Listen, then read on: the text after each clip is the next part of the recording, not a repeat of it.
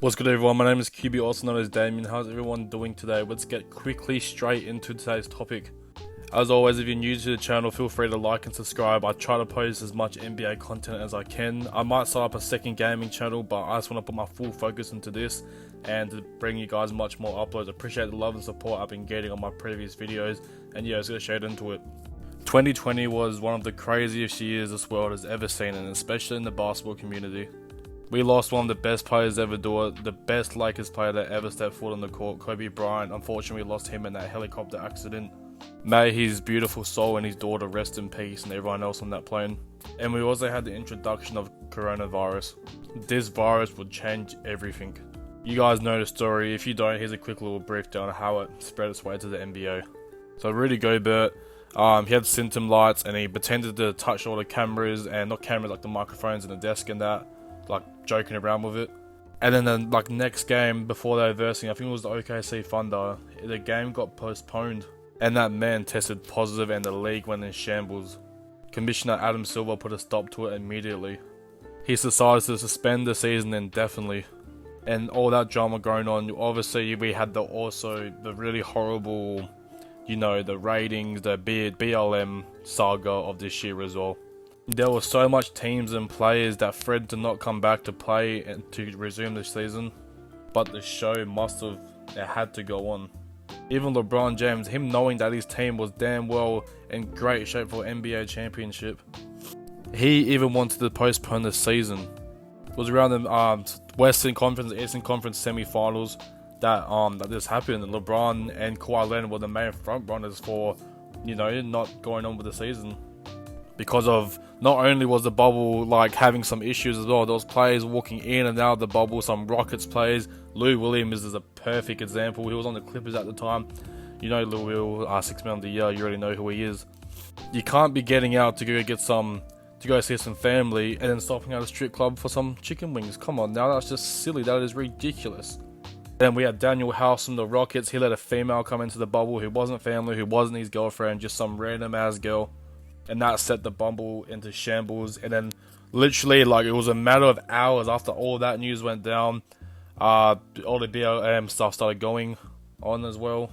Obviously you can notice throughout these playoffs, the NBA players had some names on the back of their jerseys, some messages like freedom, justice. You can see right there, one says respect. It was just a crazy amount of a season that was. And the NBA gameplay itself having no fans, pretty much no home court advantage, which leads me to my point of this NBA video. Look at those four teams that were in the Western Conference and the Eastern Conference finals. Let's have a look at them. You don't even need to go back 2 years because it's identical to what it is today. And I'm here to talk about in this video pretty much why the bubble does matter and why LeBron and AD and those Lakers should have respect for that championship that they won. Obviously right now in the playoffs, we got the Miami Heat versus the Boston Celtics and the Lakers versus the Nuggets. That game on went down today. And if you want to see a gameplay review, head over to my TikTok, same as my YouTube. And you guys might be thinking, QB, Damien, whatever you call me, the Lakers only have 2 players remaining on that team from that 2020 roster and a completely different coach. And my response to that is, okay, because those 2 players was no other than LeBron James and Anthony Davis. You telling me you can't build a team around those 2 players and get right back to the spot that they worked their absolute tails off in that bubble to get to? Matter of fact, all 4 of these teams are remaining. They still have their main core together. The Miami Heat have Jimmy Butler and Bam together still. The Boston Celtics, they still have Jason Tatum and Jaylen Brown. And obviously the Denver Nuggets with Jamal Murray and a new and improved Nikola Jokic. And pretty much my ultimate point I'm trying to say is, I reckon the bubble was actually harder to play than what it is today. We're just looking at it from a home team's perspective. If you're on the bubble and you have a home game, you're not thinking it as a home game, you're thinking it as of it's just a basketball game, not home, you're not playing home, you're not playing away.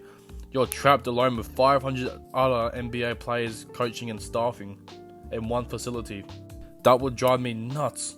And we all seen those videos of what they were being fed and how much free space they actually had. It was close to 0. Not talking about the food, talking about the free space and the freedom.